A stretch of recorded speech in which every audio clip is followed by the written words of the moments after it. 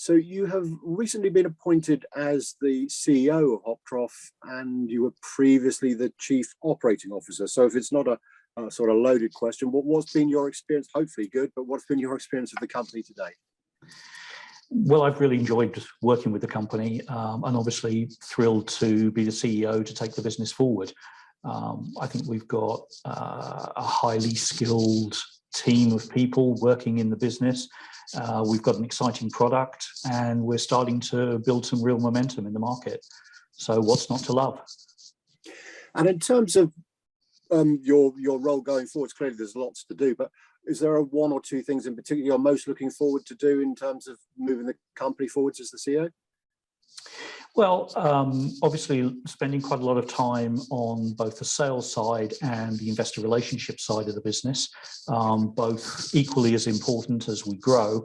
But really, I suppose, ultimately what I want to spend most of my time on is building the team and delivering against the momentum that we're getting in the marketplace.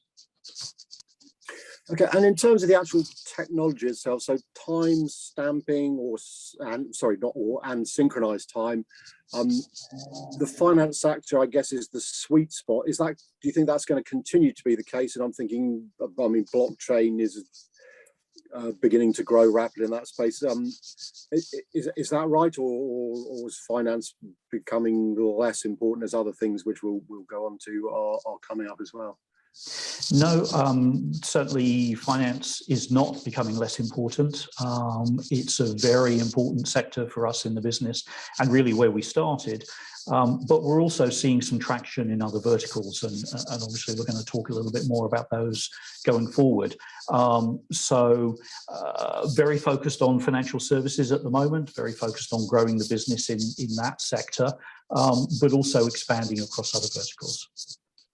Okay, and just on the blockchain, I mean, I can't get my brain around blockchain exactly how it works, but is that becoming more and more important within the finance sector, or is it still early days when everyone's talking about it but hasn't quite worked out where it fits? Well, I think it's still fairly early days. Lots of conversations about it. Obviously, blockchain is the new black, if you like.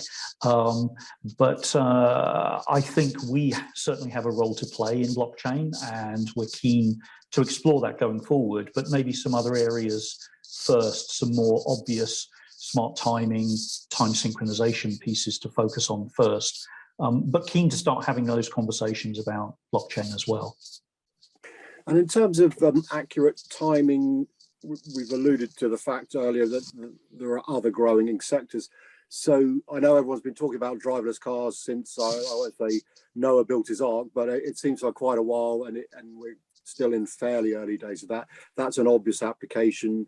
We've got the whole potential of 5G, which again will enable lots of activities, and smart cities. Again, people have talked about those. There are indeed various parts of the world some increasingly smart cities, but are those some of the areas where you see, I would say, accurate timing, playing more and more, or playing a key role as those areas develop? Well, one of the most exciting things for me in the business is just seeing how broadly smart timing can apply to multiple sectors. So as you say, yes, autonomous vehicles, smart cities, Internet of Things. It's got a really broad appeal, and so we're keen to ultimately be the time utility across all of those sectors. And the interview today, I mean, I think it's under the Digitalisation World heading, but we do run data center solutions as well. So just to that point, the data center industry particularly, I'm guessing, is it the synchronization part that's key, or is it accurate timing, sort of full stop, that matters in that sector?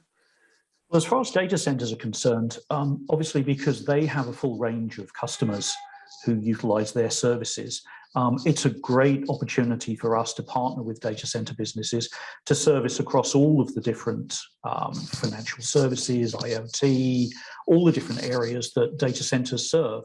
So for some verticals, there's more emphasis on synchronization. For others, it's all about accuracy.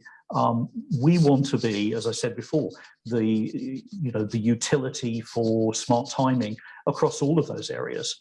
And so a relationship with a data center where they cover or they may have customers across all of these different verticals, is a fantastic opportunity for us. And we're excited about those partnerships that we're putting together at the moment. And in terms of the sort of growth of the company, I'm interested. I mean, you've obviously got some existing technology solutions.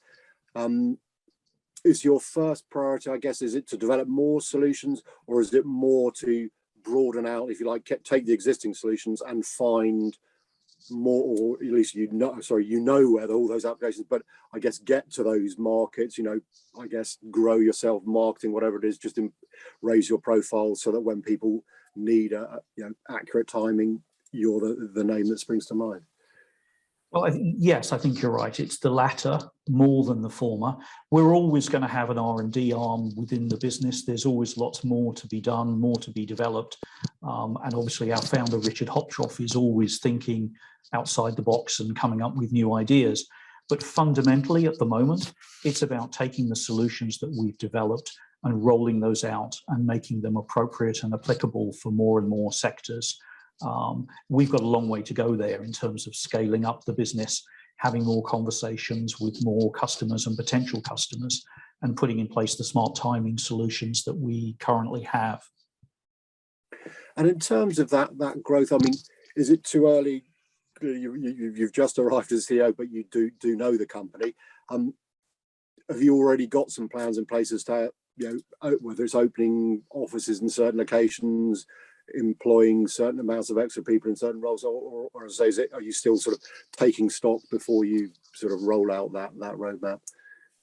Well, no, the big advantage, having been in the business for a few years and then stepping up into this role, is I know the business pretty well, as you've said.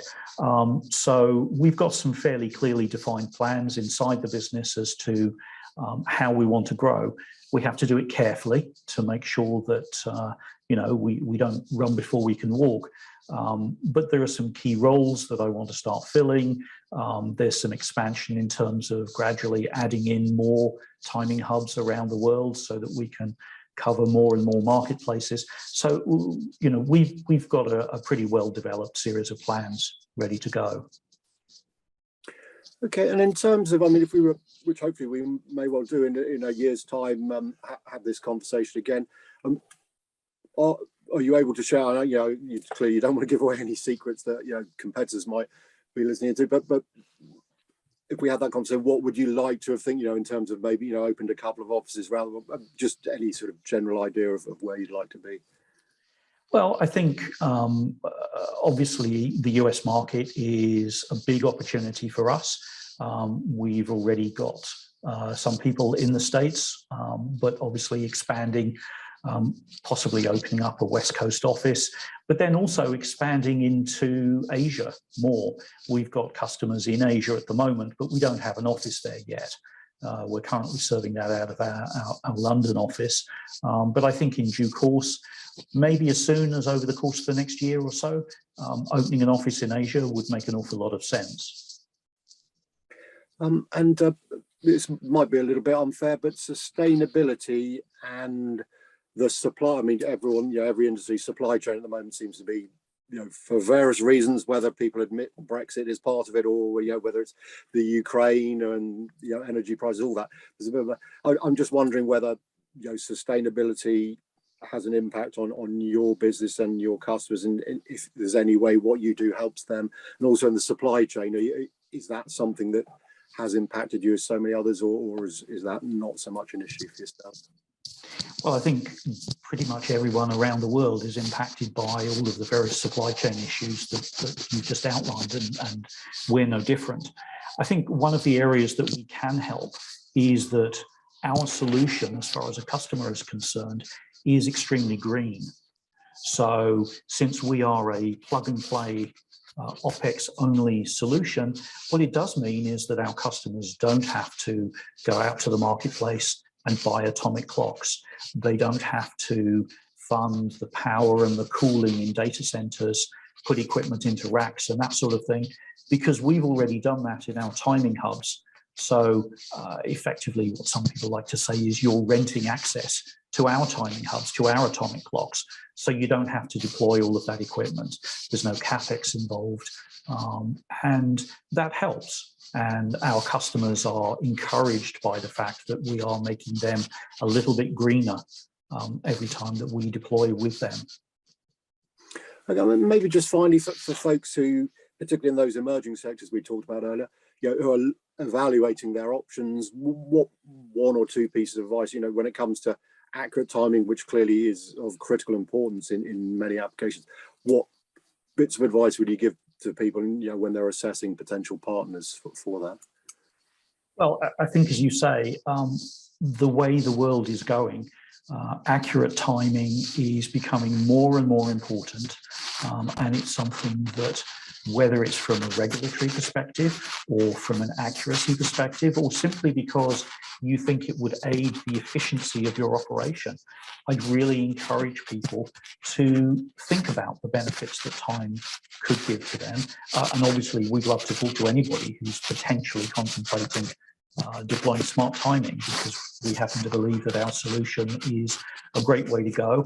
But we're always happy to try and educate people in the market, just to answer questions, to put in place demonstrations, proof of concepts, all of that sort of thing, because it's becoming more and more important across a broader and broader array of technology businesses. And so it's something that people should look at and look at carefully. Okay, well, it's been lovely to chat to you, Tim, and I wish you every success in the role. And I say, hopefully, some stage in the future we can catch up and find out how it's going. But for now, thanks very much indeed for your time. Thank you. Well, thanks, Phil. It's been my pleasure, and I look forward to talking again in the future.